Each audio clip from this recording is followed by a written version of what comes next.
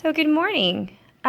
This morning you are going to be taking notes on proportions. They are going to go on page 52 and 51 of your interactive notebook. So make sure that you turn please to page 52 and you put the page with the star on 52 and the page that says are they proportional on 51. On 52, the topic is going to be proportions, which is just an extension of equivalent fractions, actually. And our essential question for this class is going to be, how do I know if two ratios are proportional?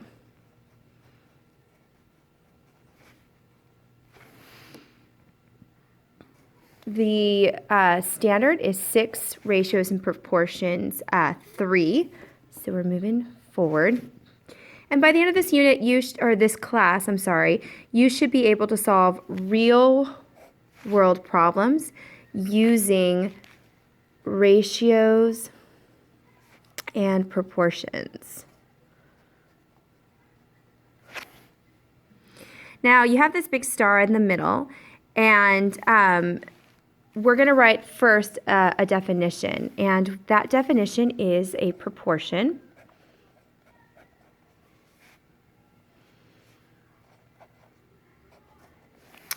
And the definition for a proportion is basically two equivalent ratios. Now, eventually, we will be filling in unknown terms in these proportions and figuring out unit rates and different values based upon proportions. But for today's discussion, just think of it as two equivalent ratios, which is kind of an extension of what we did yesterday. Remembering that equivalent refers to something that's the same. Now, when we have two proportions, we're going to check these proportions to see if there's a proportional relationship or if there's a relationship between the two of them and they're equivalent. And we're going to do this in two different ways. The first way to check is through what we call proportional relationship. And this is basically what we did yesterday. So an example for this would be if you had the proportions 1/2 and let's do 8/16, you would say, okay, what times 2 equals 16? Well, I know that if I do 2 times 8, I'll get 16. And then I know that 1 also times 8 equals 8. So that tells me that this, in fact, is proportional. It is related because I can do the same thing to the bottom that I can do to the top. That's the proportional value. Now, this is one way. It kind of goes along with what we did yesterday. Now, the second example of how we can do this is we can look at the proportional relationship of like 1/6 is it equivalent to 3/18. Now, like I said, we could look at the proportional relationship, but sometimes the proportional relationship isn't very clear. So we have to instead do this cross product or cross multiply method. So the cross multiply method is the second way. And what we would do here is you would take this number and you would multiply them together first. And if I did 1 times 18, I would get 18. And then I would take, so this is first. Then I would go this number times this number, 6 times 3, and I would also find that 6 times 3 equals 18. Now, because these two numbers are equivalent, they're the same, that tells me that yes, this proportion, or yes, this, I should say, is a proportion. So yes. So let me get you one more view of all of that.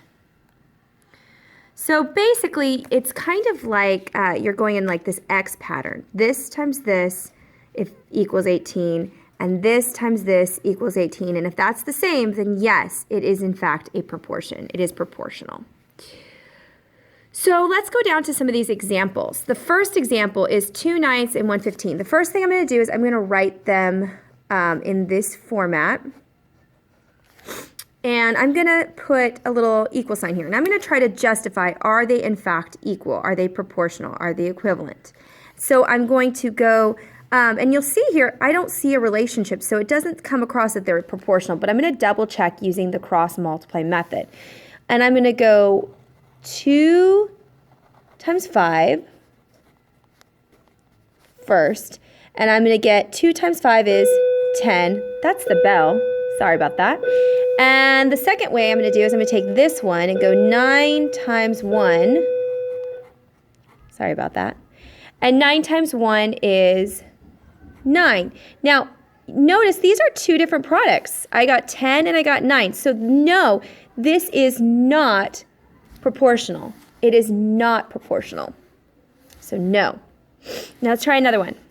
I have 3/4 and 6/8. By the way, when we find it to not be proportional, you're going to cross off, put a dash through that equal sign, and that's saying that it's not equivalent. It's not equal. So let's try it with these two. I'm going to go this way first, and I'm going to do 3 times 8. 3 times 8 is 24. And then I'm going to go this way, and I'm going to get 4 times 6. And 4 times 6 is also 24. Do these equal? Well, yes, they do. So therefore, it is indeed proportional. So they're equivalent. So that's that section up there. So now let's look at 51. On page 51, I would like you to find for me some examples on your own. The first one is I would like you to look at 3/4 and 2/3. And are they proportional? Find out, is it in fact proportional? If it ends up not being, you're going to put a cross there, okay? And so remember the process and how you're going to do that. And then we have the story problem. On this story problem, by the way, you can pause this recording at any time so that you can do this problem, or you can go back and fill in any notes that you need to. Now, this story problem, Julie bakes a cake. She uses 1 cup of flour for every 2 cups of sugar. Joe bakes a cake and uses 2 cups of flour for every 4 cups of sugar. What is the ratios of flour to sugar for Joe's cake in simplest form? Attention all choir students.